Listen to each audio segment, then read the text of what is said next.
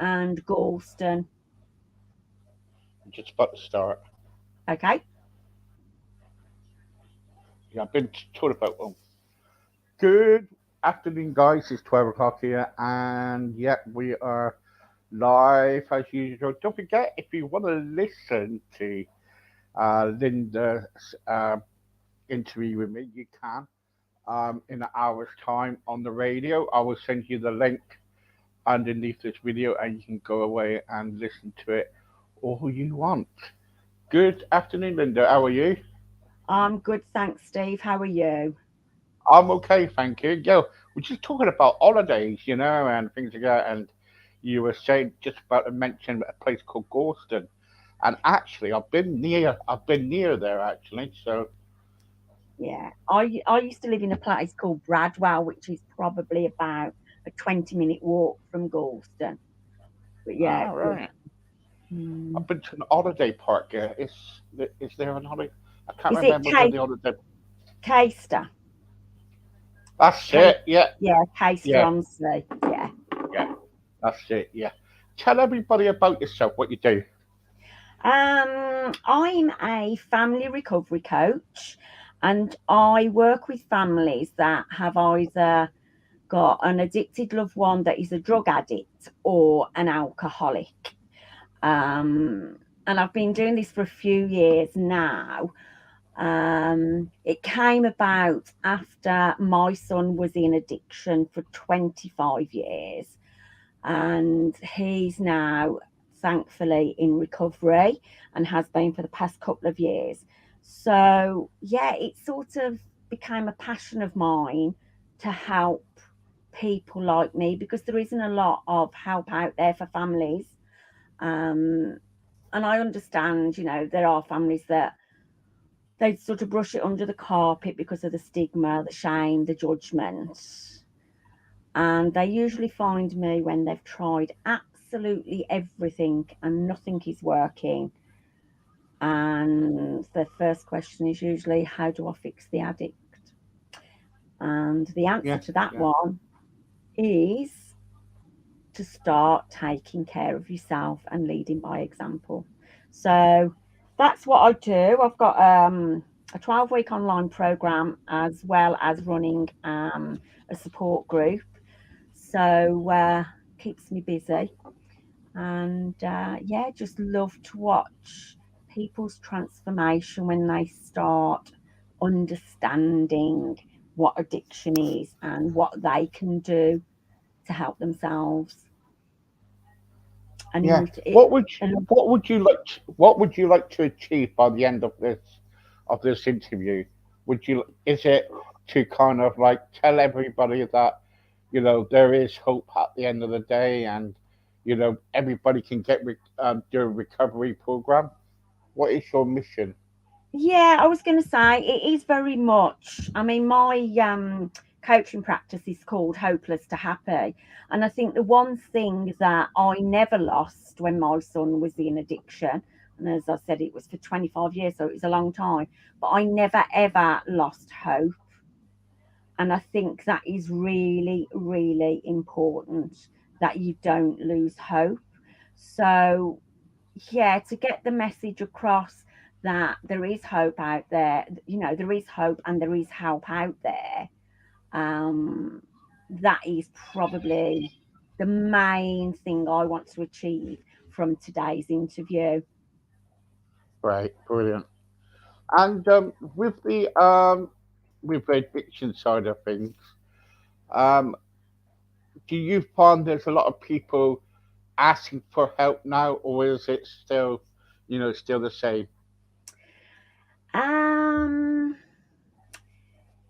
People will tend to, this is what I'm finding, they will join Facebook support groups that have usually been set up by people that have gone through, sort of supporting an addict.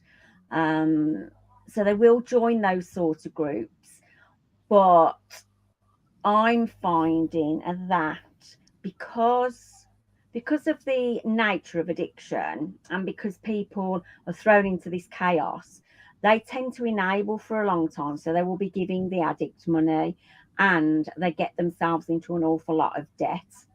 So what I'm finding is I'm coming across a lot of people that have got so much debt because of their loved one's addiction, yet they don't seem to see the importance of spending money on themselves to get themselves well and to get themselves into recovery.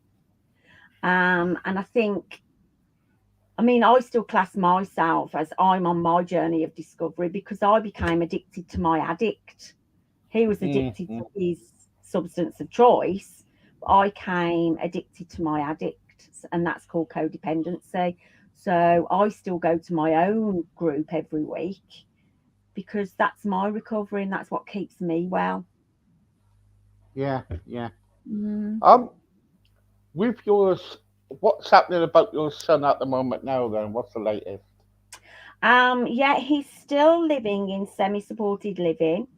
So that was part of his rehab program. He had the choice that he could go into semi-supported living, which he took, and he is now starting to bid on properties in the area that he wants to live in.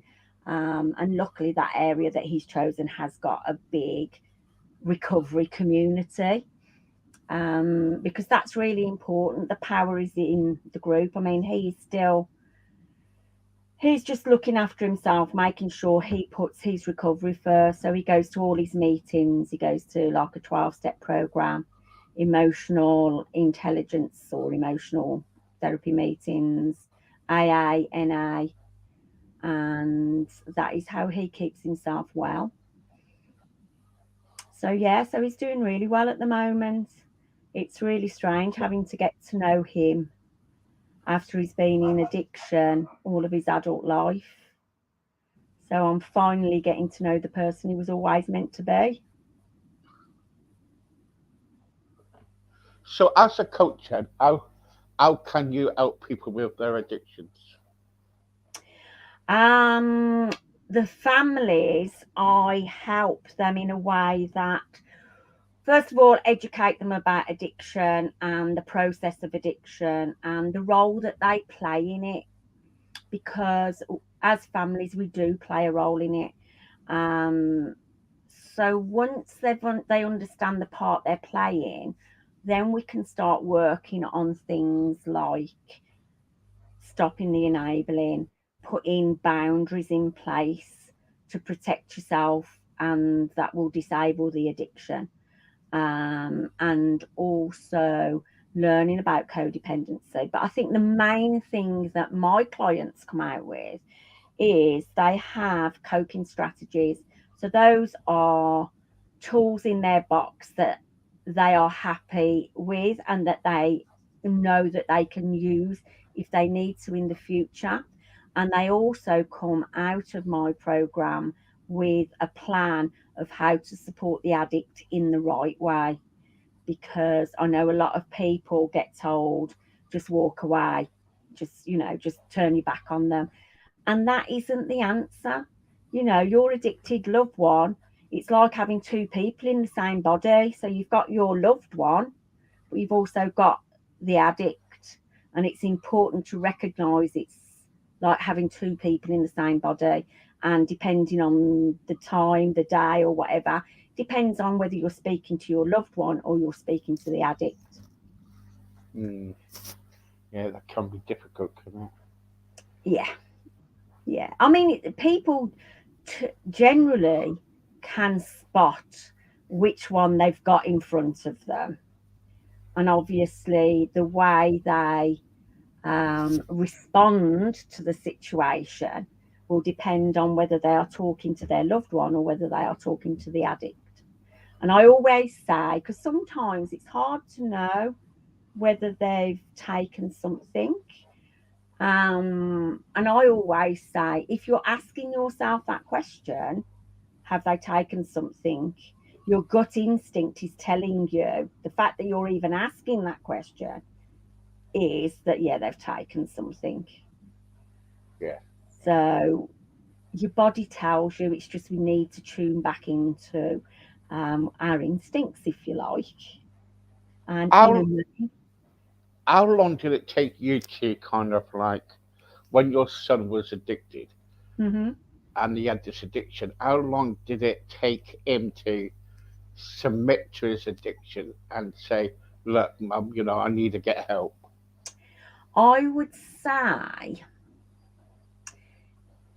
it was probably, I mean, I knew there was something wrong by the time he got to his early 20s. And he was in denial for a long time, as was I. I was in denial. I didn't want to admit that my son was an addict. Um, and he initially went into rehab for the first time in 2013. So, how old would he have been then? In his early 30s. So, he'd been in addiction for a long time by then. But talking to him now, he went into rehab the first time for me and his sister. He wasn't really ready. He didn't want to stop living Yeah, the life he was living. But he went into rehab and he lasted in that rehab program for about 14 weeks. And he did get thrown out because he was an absolute nightmare. Um, yeah, I think the thing we need to really understand is that we can't make them change. They have to want to change. of course, yeah, yeah, And the only time they will ever get to that point is when we stop enabling and we step back a little bit and they have to face the consequences of their actions. And that's the hard part for a family yeah, because our yeah, natural instinct is we want to jump in, we want to support them, we want to help them, and we do it from a place of love. But addiction's not like any other illness. no, I know, yeah. Yeah. What kind of techniques do you kind of like? Are there any techniques that do you kind of work on with a client? I always start off with the basics. So that is educating them about addiction, where it lives in the brain, um, the traits of addiction, the things to sort of look for. I also do a lot on self care. So I will get them to do a self care questionnaire, which really highlights the fact that they're not looking after themselves at all. And that highlights that they're codependent and they're in the addiction with their addict. And once we've got to that point, then we can start working on um, they won't have denial by the time they've come to me because they know that there's a problem. But it's working on how to say no and meaning it, how to put boundaries in Yeah, place that you can stick to. So it can be something really small, but it's just little steps all the time. So the 4 C's, you didn't cause it, you can't control it, you can't cure it, but you do have choices. It's important to understand that you didn't cause it. You know, I've got 2 children and my son went into addiction and my daughter didn't. They were both brought up the same. um, you can't control it. You've got the only person you can control is yourself. yep, And the illness of addiction is not curable, but it is manageable. So it's understanding how to get your loved one to the point where they're reaching out for help. And then, yeah, you do have choices. You choose to either start working on your own recovery and your own well-being, or you choose to enable, which, and I know this sounds really harsh, but when you're enabling an addict, you are assisting them in killing themselves, because that is our ultimate fear as a family member. But by enabling, by giving them money and making their life really easy, we're enabling the addiction, which is gradually killing them. right. So what I want you to do is repeat that again. Repeat that again. The fact that when we are enabling our loved ones, we are slowly killing them. Yeah. Brilliant.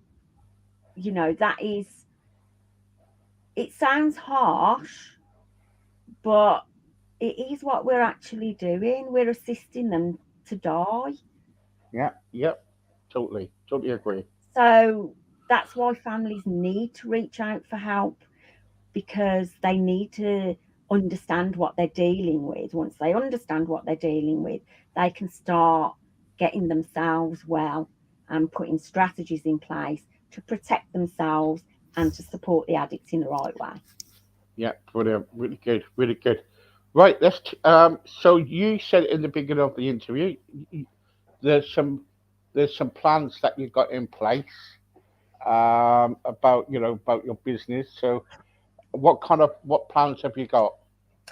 Well, at the moment, I am promoting what I'm doing in some of the Facebook support groups, but Yep. I do get people contact me through my website.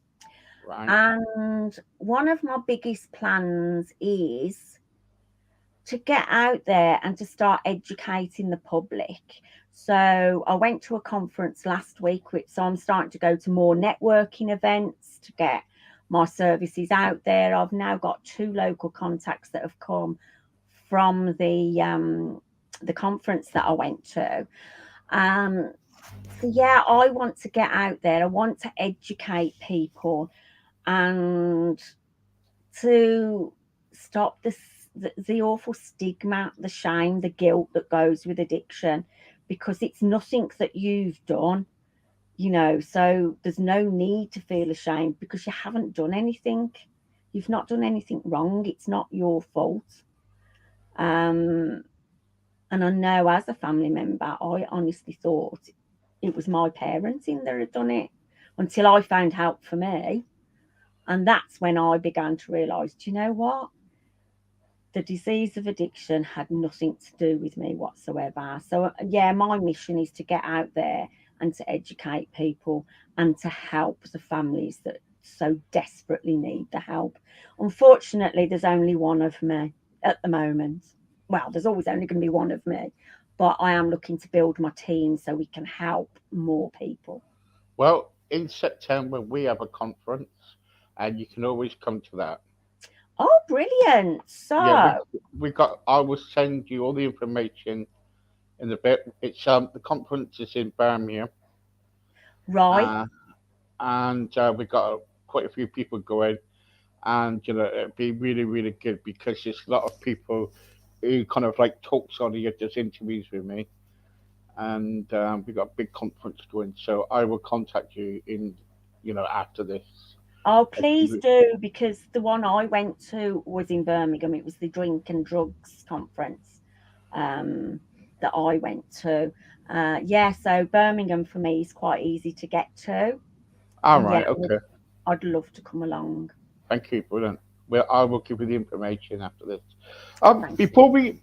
Before I finish with you, the trouble is what I find with people who have addictions. Hmm. Sometimes we can all sit there and kind of judge them for what they are, right? Yeah. Saying about you're a bit of a druggie, you're an alcoholic, you're this, you're that, and but the trouble is, while we're doing that, we're not helping them, are we? No, we're not helping them. And I think society has got a stereotypical view of what an addict looks like and what they do. Yeah, Um, Addiction's got no prejudices, but no, we're not helping them because by calling them those horrible names, we're shaming them, and they already feel ashamed. They already feel guilty for what they're doing to their loved ones. So yeah, they're already feeling all of this. yeah. So we're not helping them. I mean, what I tend to do is I will ask them what their story is, because I think by having those conversations, it gives us a much greater understanding. And everyone's story is different, but it's also very similar. And I know that there isn't an addict on this earth that wants to be an addict. Mm. Mm. And I it know. took me, sorry, Yeah, sorry. I know somebody who went. I don't know if I told you this story before. I know somebody who went to rehab. The first day he was in rehab, he came out in the afternoon. He went down the shop, bought a bottle of whiskey, and started drinking it. yeah, And then he came back, and they said, "Well, get rid of that bottle, or you can get out." yeah, Basically, yeah, and yeah.